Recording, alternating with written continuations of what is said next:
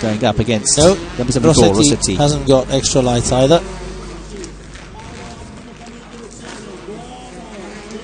And Rossetti was second in class in the Stages Rally, just outside the top 10 in 13th place. They were 10th and 13th overall. So it's Luca Rossetti, number 74, in the Skoda Fabio.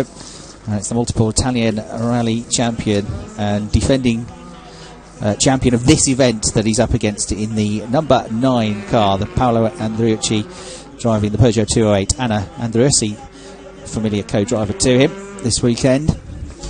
Anna and Paolo have been rallying together since 15 years. Anna first joined forces with Paolo in 2001, the year Paolo clinched his first national championship with the Ford Focus. They've gone from being partners only in the cockpit to being partners in life, one of the most successful partnerships in motorsport. And Anna is just as dedicated and precise as Paolo.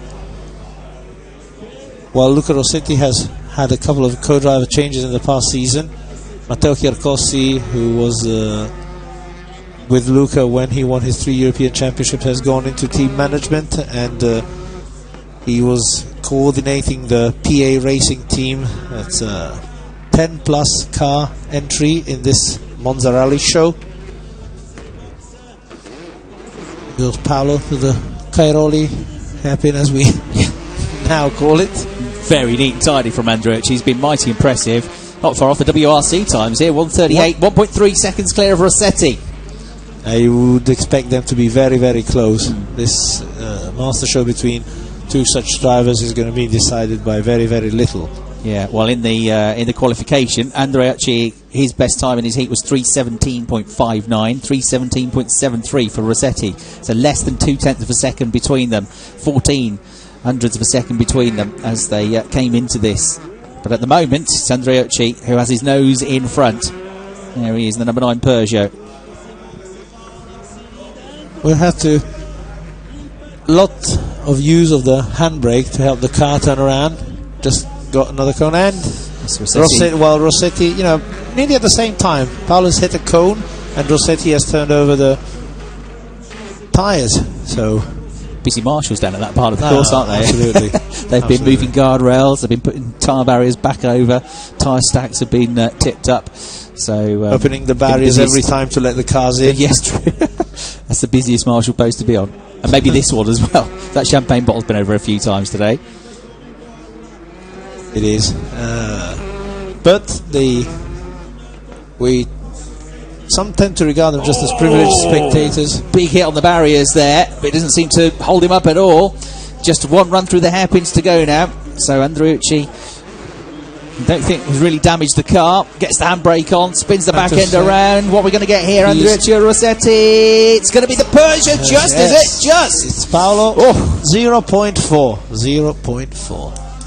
2 seconds quicker than coming into this. 3:17s in the qualifying heat. 3:15 wins it.